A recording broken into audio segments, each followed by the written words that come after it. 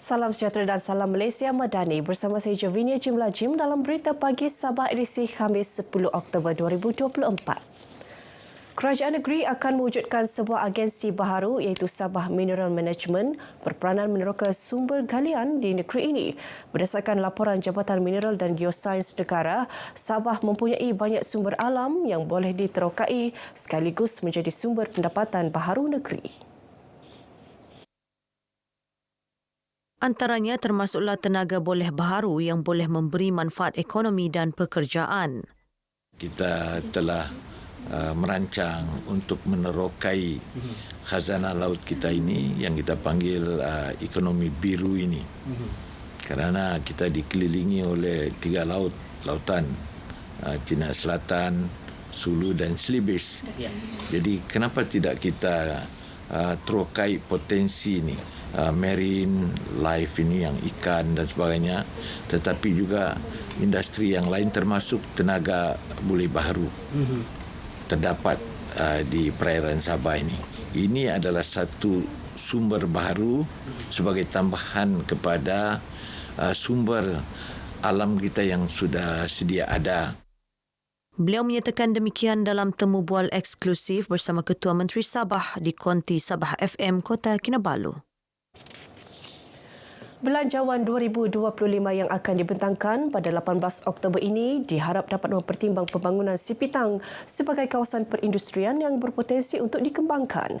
Ini termasuklah membangunkan industri hiliran dalam sektor minyak dan gas di Sipitang.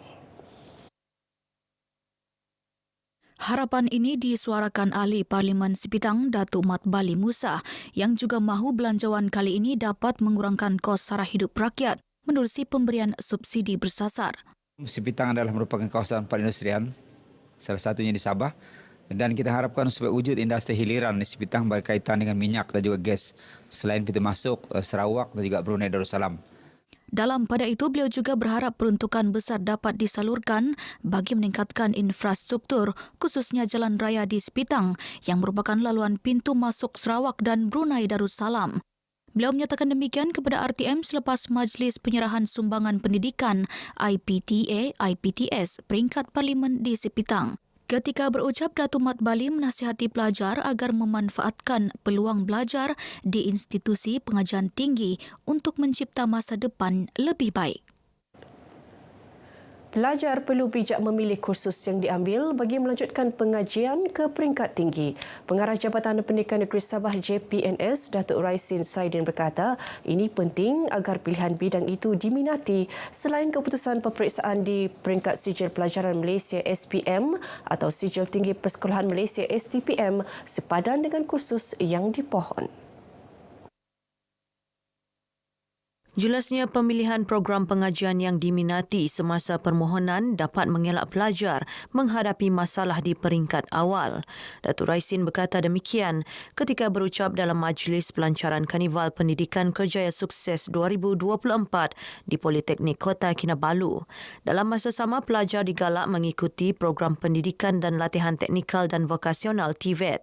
Bagaimanapun, penawaran program kemahiran perlu sesuai dan selari dengan kecekapan teknologi dan mega trend dunia yang menjurus kepada 3 pendekatan utama iaitu High Arts, High Tech dan High Touch. Ketiga-tiga aspek berkenaan berasaskan kepada perkembangan semasa teknologi dengan menggabungkan pelbagai disiplin ilmu. Ia membolehkan lepasan TVET di negara ini bukan sahaja relevan dengan tuntutan pasaran, malah mempunyai kelebihan yang melayakkan mereka menerima pekerjaan dan kadar upah yang lebih tinggi. Sektor pendidikan perlu seiring dengan teknologi agar kekal relevan bagi menarik minat generasi muda. Pengerusi Lembaga Pengarah Kolej Komuniti Yayasan Sabah KKYS Sdn Berhad, Datuk Jasri Nasib Majakir berkata, penggunaan kecerdasan buatan AI dalam proses pengajaran adalah penting dan berupaya melengkapkan pelajar dengan kemahiran dan inovasi bagi menepani cabaran semasa. Ia juga membolehkan pensyarah mengembangkan pendekatan pembelajaran yang lebih inovatif. Kolej Teknologi Yayasan Sabah tidak ketinggalan untuk mempamerkan dan untuk mengajarkan hal-hal yang berhubung kait dengan teknologi. Dan harapan saya memang besar kepada college ini untuk mendidik kepada anak-anak Sabah hingga terus berjaya dan tidak tertinggal.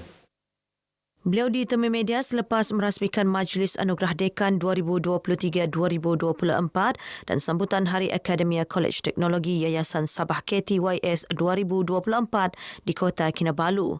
Dalam pada itu, Datuk Jasri berharap pelajar dan pensyarah dapat terus mengadaptasi AI dalam pembelajaran agar mampu membawa KTYS ke tahap lebih tinggi sekaligus melahirkan masyarakat yang holistik, inovatif dan celik digital.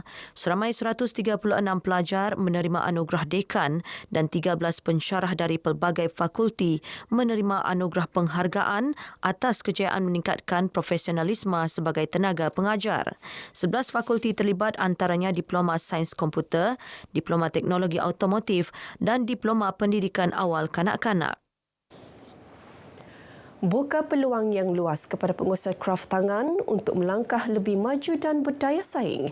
Itu matlamat projek pembangunan kemahiran komuniti PPKK di bawah Perbadanan Kemajuan Kraft Tangan Malaysia, Kraft Tangan Malaysia. Wartawan Serina Olivia Chong ada perkongsiannya. Melalui PPKK, lebih banyak komuniti kraft baharu diwujud yang mempelopori pelbagai kemahiran baharu sambil menjana pendapatan tetap. Di Sabah terdapat 11 PPKK yang menjalankan projek komuniti mencakupi pelbagai jenis kraft tangan. Ia menjadi sumber aspirasi untuk menghasilkan lebih banyak produk unik, berinspirasikan tekad dan kreativiti bagi melonjakkan tahap kehidupan pengusaha. 4 daripada komuniti yang lahir daripada PPKK di negeri ini turut diberi peluang menyertai Festival Kraft Borneo 2024 yang sedang berlangsung di sebuah pusat beli belah di ibu negeri. Kita membawa mereka ke festival ini sebagai simulasi penjagaan supaya mereka mempunyai dan juga didedahkan dengan pengalaman untuk memasarkan produk keluaran mereka. Jadi kat situ mereka dari aspek komunikasi, tawar-menawar bersama usahawan, itu kita bagi peluang kepada komuniti-komuniti baru yang kita bangunkan bagi membolehkan mereka meningkatkan lagi keupayaan mereka untuk lebih berdaya saing. Produk kraft tangan daripada 11 PPKK Sabah turut mendapat tempat dalam festival ini yang julung kali mengetengahkan produk keluaran PPKK. Untuk Festival Kraft Borneo ni, ada 4 komuniti yang kita ketengahkan lah, kita tonjolkan dan kita bawa. Selain daripada itu, 11 projek PPKK dia ada tu, kita bawa produk dia. Okay, so maksud dia 11 projek komuniti yang kita PPKK yang kita bangunkan ni, ada produk dia di Festival Kraft Borneo. Peserta yang ditemui nyata gembira kerana diberi peluang menyertai Festival Kraft Borneo 2024 yang membuka peluang lebih luas kepada mereka memasarkan produk dan mengasah kemahiran dalam bidang keusahawanan. Perubahan dia kami ada mempromosikan kami punya motif sendirilah. Harapan saya agar kami punya persatuan ini, komuniti ini maju ke depan. Dorang bagi kami kursus dengan bahan-bahannya sekali lah. Iya, amat bagus. Kami buat manik dengan batik linut. Setakat ini kalau untuk manik, sebab batik linut belum berapa ada yang join kami. Manik, kami ada setakatnya ada 15 orang lah. Semoga saya dapat jadi usahawan, kami dapat jadi orang yang lebih bagus lah. Lebih banyak produk kami dapatkan keluar untuk Labuan. Bagi anda yang belum berkunjung ke sini, Festival Kraft Borneo 2024 berlangsung hingga Ahad ini. Jangan lepaskan peluang untuk mendapatkan kraft tangan asli yang berkualiti tinggi dan memiliki pesona tersendiri. Serina Olivia Chong, RTM.